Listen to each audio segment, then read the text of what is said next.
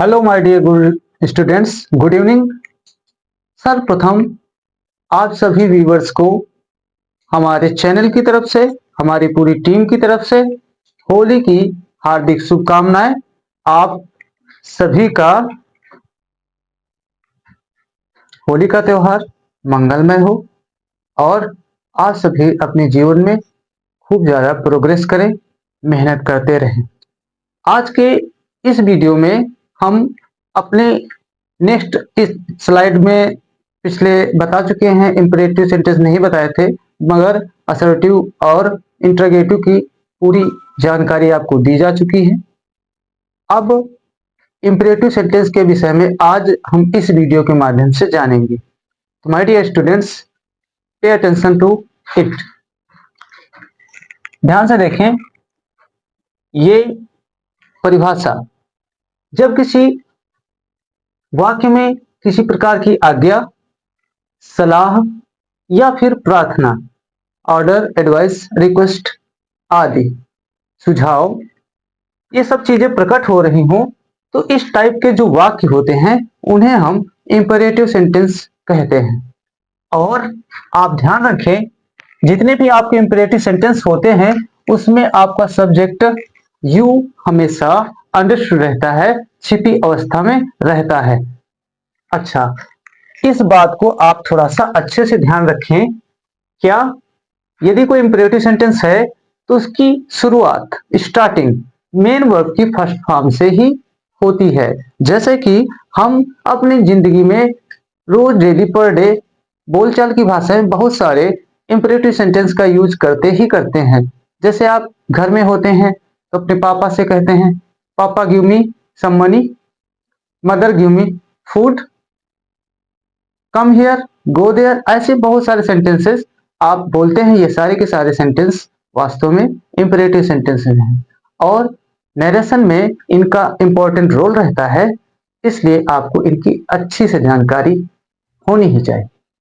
चलिए हम कुछ एग्जाम्पल के थ्रू इन सभी चीजों को और ज्यादा क्लियर करने की कोशिश करेंगे। मैं अपना पूरा प्रयास करूंगा कि चीजें आपको अच्छे से एकदम क्लियर तरीके से समझ में आ जाएं। Okay, example number 1। The teacher said to me, go to your class and learn your lesson. मतलब अध्यापक ने मुझसे कहा, अपने कक्षा में जाओ और अपने पाठ को याद करो। तो यहां पर याद रखें, जब बात कहने वाला हमसे थोड़ा बड़ा हो तो मोस्टली उसमें ऑर्डर शो होता है। यदि कोई बात कहने वाला हमसे छोटा होगा तो उसमें मोस्टली आपको क्या प्रदर्शित होना चाहिए, रिक्वेस्ट। और यदि हम उम्र है, बराबर वाला है, तो वो मोस्टली आपको सुझाव, सलाह देता है, राइट।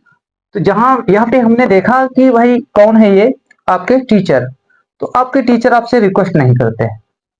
टीचर कह रहा है कि आप अपनी कक्षा में जाएं और अपना पाठ याद करें। हालांकि यहाँ पे आप कह सकते हैं कि नहीं सुझाव होता है, लेकिन वास्तव में सुझाव नहीं होता है। तो इसमें अभी तक आप असर्टिव सेंटेंस जब बनाते थे बच्चों, तो सेड टू को आप चेंज करते थे टोल्ड में। इंट्रोगेटिव सेंटेंस जब बनाए तो उसमें आपने इसको आस्क्ड किया। बट इसमें हम अकॉर्डिंग टू सिचुएशन, यानी कि जैसी कंडीशन होगी, यदि प्रार्थना वाली कंडीशन पाई गई तो फिर हम उसमें इस सेड टू को रिक्वेस्ट, रिक्वेस्टेड ऐसे बदलेंगे। और यदि किसी प्रकार की सलाह है, ऐसा शो हो रहा है, किसमें शो हो रहा है, रिपोर्टेड स्पीच में। इस यही होता है इंपरेटिव सेंटेंस इसमें। तो उसे हम इस सेड टू को अकॉर्डिंग टू सिचुएशन चेंज कर देंगे, रिक्वेस्टेड, एडवाइज्ड, अर्ज्ड और बहुत सारी। जैसा आपका फिलहाल सेंटेंस होगा वो उसकी परिस्थितियों पर डिपेंड करता है, राइट। चलिए इसको जब चेंज करेंगे इनडायरेक्ट में तो ये हो जाएगा, द टीचर ऑर्डर्ड, ऑर्डर्ड मी। अब बच्चों आपने देखा था पीछे असर्टिव सेंटेंस में हम एक कंजंक्शन यूज करते थे, कौन सा, दैट। इंटरोगेटिव सेंटेंस में हमने इफ या वेदर या फिर डब्ल्यूएच फैमिली के जो भी आवश्यक वर्ड्स होते थे उनको एज अ कंजंक्शन हम वहां पे यूज कर लेते थे, बट यहाँ पर आप किसी टाइप का कंजंक्शन बिल्कुल यूज नहीं करेंगे। यहाँ पे आप इंफिनिटिव टू लगाते हैं, टू और वर्ब की जो फॉर्म हो वैसे ही रखेंगे, टू गो टू। प्रोनाउन बच्चों किसी भी प्रकार का आप इनडायरेक्ट बनाएं, प्रोनाउन चेंज का नियम पहले जैसा ही होता है, और मैंने आपको प्रोनाउन चेंज के विषय में अच्छे से पिछली स्लाइड में समझाया हुआ है। यदि आपको प्रोनाउन चेंज में किसी भी प्रकार की डिफिकल्टी महसूस होती है तो पहले आप उस वीडियो को अच्छे से वॉच कर लें, ताकि कि ये प्रोनाउन से रिलेटेड जो भी डिफिकल्टीज आपको उठानी पड़ती हैं ये दूर हो जाए। ओके, यहां देखें यह वास्तव में कौन सा पर्सन है, योर, सेकेंड पर्सन है। ओके, तो बच्चों हम जानते थे सेकेंड पर्सन हमारा रिपोर्टिंग वर्ब के ऑब्जेक्ट से ही चेंज होता था, राइट। और यहां पर रिपोर्टिंग वर्ब का ऑब्जेक्ट है मी। फिर दोबारा में इससे पूछा जाए कि भाई आप किस केस में हैं, तो ये बताएगा पोजेसिव में, तो मी का भी हम पोजेसिव यूज कर लेंगे। तो जो उसका पोजेसिव क्या होता था, माई। ओके, फिर क्लास एंड। हमने पिछली वीडियो में आपको बताया था कि यदि दो इंपेरेटिव सेंटेंस एंड से जुड़े हैं तो टू केवल फर्स्ट वाले इंपेरेटिव सेंटेंस में यूज करेंगे, बार बार नहीं यूज करेंगे। यहां पे अब टू नहीं लगाना है। एंड लर्न, फिर से योर आ गया, फिर से माई, लिसन, फुल स्टॉप। देखा, बहुत ही इजी वे से चीजें क्लियर हो गई। नेक्स्ट, अगला आपका नंबर 2, इसको देख ले। राजू सेड टू हिज, ये टू वाला, Raju said to his father forgive me. Forgive means क्षमा कर दीजिए, माफ कर दीजिए। And do not scold me, और मुझे डांटिए मत, ऐसा कहा जा रहा है। तो फिर इसमें राजू ने अपने पिता से यहां पर जब क्षमा मांगी तो ये आप समझ जाएं, चाहो तो इसे पर्डन कर सकते हो या फिर रिक्वेस्टेड से ही काम चला सकते हो। Raju requested his father, right. अब यहां पर फॉरगिव है, इससे पहले क्या यूज कर लें, to, to forgive. Me first person है, सब्जेक्ट से चेंज होगा। किस केस में है, ऑब्जेक्टिव में है, तो राजू का भी यहाँ पे हम ऑब्जेक्टिव केस ही यूज करेंगे और वो होगा हिम, फॉरगिव हिम। एंड याद रखें यहां पर वाक्य इंपरेटिव था लेकिन निगेटिव में नहीं था। लेकिन बच्चों अगर दूसरा वाला इंपरेटिव आपका कभी निगेटिव में हो तो फिर नॉट के साथ टू का यूज करना अनिवार्य हो जाता है। यहां पे आप टू यूज करेंगे, नॉट टू स्कॉल्ड मी। मी पुनः देखें, यह एक फर्स्ट पर्सन है और फर्स्ट पर्सन सब्जेक्ट के अकॉर्डिंग चेंज किया जाता है। किस केस में है, ऑब्जेक्टिव केस में है। ऑब्जेक्टिव केस में है तो राजू का भी आप पुनः ऑब्जेक्टिव केस यहाँ पे यूज कर लें। तो राजू का ऑब्जेक्टिव केस होता है क्या, हिम। मैंने आपको बताया था प्रोनाउन चेंज की स्लाइड में कि जितने भी मैस्कुलिन जेंडर के सब्जेक्ट हैं तो उनको आप अकॉर्डिंग टू ही चेंज करते जाइए और आसानी से परिवर्तन होता जाएगा। 3 नंबर का एग्जाम्पल ध्यान दें। Ravi said to me please. भाई कभी कभी प्लीज भी हो सकता है, काइंडली भी हो सकता है, काइंडली भी हो सकता है। तो ये चाहे प्लीज हो काइंडली हो, इनको वास्तव में इंपरेटिव सेंटेंस में आप जब इनडायरेक्ट में इनको चेंज करेंगे तो इंपरेटिव सेंटेंस में इनको महत्व इतना दिया जाता है कि बस ये जो आपकी रिपोर्टिंग वर्ब है ये रिक्वेस्टेड ही होगी और ये हमेशा के लिए समाप्त कर दिए जाएंगे, मतलब हटा दिए जाएंगे। तो इसको जब आप इनडायरेक्ट में तो Ravi requested Ravi requested me, और ये प्लीज खत्म, इसका काम खत्म हो गया है, हटा दीजिए इसको, यही समा गया रिक्वेस्टेड। कृपया कहा मतलब प्रार्थना किया, तो रवि रिक्वेस्टेड मी, और पुनः आप टू यूज करें फर्स्ट फॉर्म हेल्प। अब यहां देखें प्रोनाउन पहले जैसे ही चेंज कर दीजिए, फर्स्ट पर्सन है रवि से बदलेगा, किस केस में है पॉजेसिव में है तो रवि का पॉजेसिव यूज कर दीजिए, हिज ब्रदर।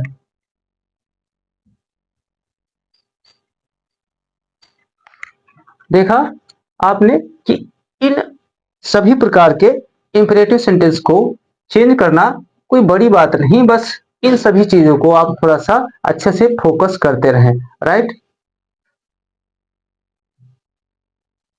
ओके बच्चों, अब हम कुछ और एग्जाम्पल के थ्रू चीजों को और ज्यादा अच्छे से समझने की कोशिश करते हैं। देखें अगला आपका एग्जाम्पल बोर्ड पर है, Ram said to me do not beat my brother. वास्तव में यह सेंटेंस इंपरेटिव का निगेटिव वाला सेंटेंस है, तो निगेटिव टू टाइप्स है, एक तो डू नॉट से स्टार्ट, एक नेवर से। तो इसमें आपको थोड़ा सा बस ध्यान रखना है कि यदि नेवर से स्टार्ट है तो फिर आपकी रिपोर्टिंग वर्ब एडवाइज में ही चेंज होनी चाहिए, एडवाइज्ड, राइट।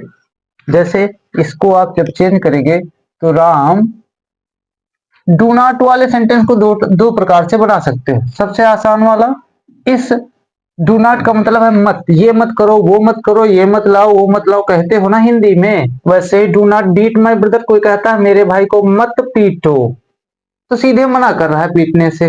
तो यहाँ पे आप लिखे हैं तो राम, थोड़ा बड़ा कर दिया जाए भाई, Ram forbid, Ram for bed means मना कर, राम ने मना कर दिया, तो क्या इसे, मुझे क्या करने से, पीटने से। तो पूरा का पूरा डू नॉट ये जो है ये खत्म, और यहां से आप पहले जैसा केवल टू लगा लीजिए, डू नॉट बीट माई को राम के अकॉर्डिंग चेंज करें, पोजेसिव केस है तो राम का भी आप पोजेसिव केस यूज कर लेंगे, तो हिज ब्रदर। इस तरीके से चेंज किया जा सकता है, या फिर आप चाहें तो इसको एक और तरीके से, कैसे, ये फॉरवर्ड ना लगाना चाहो तो फिर यहां पर Ram said to me do not beat my brother, तो राम ने क्या किया, आपको यहां पे एक तो मना कर दिया, या फिर दूसरे तरीके से इसने सुझाव दिया या फिर सलाह दी कह लो, तो आप क्या कर दो, राम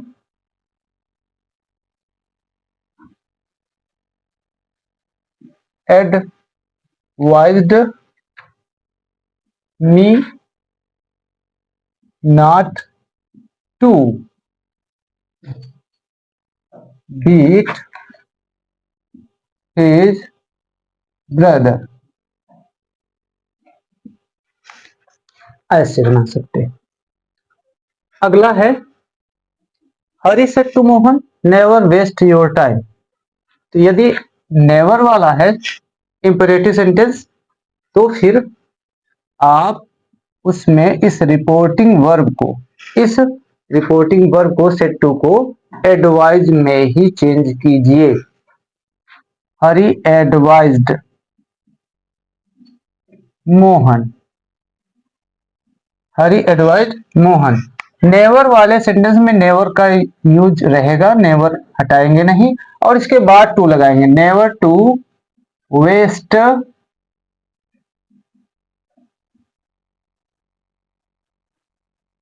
यहां देखें ये अकॉर्डिंग टू मोहन चेंज होगा, तो क्या पॉजेसिव केस है तो मोहन का पॉजेसिव केस यूज करेंगे, तो क्या होना चाहिए, राइट, हिज होना चाहिए, हिज टाइम। इस तरीके से इन सेंटेंसेस को इंपेरेटिव में हम आसानी से चेंज कर सकते हैं। थर्ड टाइप, देखने में तो आपको लग सकता है कि यह एक इंटरोगेटिव सेंटेंस है, लेकिन वास्तव में आपसे कोई रिक्वेस्ट कर सकता है कि could I take your book, क्या मैं आपकी किताब ले सकता हूं। तो जाहिर सी बात है आपको धमकी थोड़ा देगा, आपकी चीज लेना चाहता है कोई तो रिक्वेस्ट ही करेगा ना। तो ऐसे सेंटेंस वास्तव में इंपरेटिव ही हैं और इसमें आप रिक्वेस्टेड का यूज कीजिए। सीमा रिक्वेस्टेड। अब यहां पर सीमा ने रिक्वेस्ट किया, पूरा ये जो आपका कुड आई है ये हटा दीजिए। तो रिक्वेस्ट किया वास्तव में मान लेंगे मी, ये पूरा हटा के यहां मी आप ऑब्जेक्ट रख लेंगे। Seema requested me to take, to take और अकॉर्डिंग टू मी आप इसे बदल दीजिए, तो ये पोजेसिव है तो मी का पोजेसिव लगा दें, माई बुक। इस तरीके से आप इन सभी सेंटेंसेस का इंपरेटिव में चेंज कर सकते हैं इनडायरेक्ट बनाते समय आसानी से। Okay, thanks for watching, like and subscribe this video if you liked it।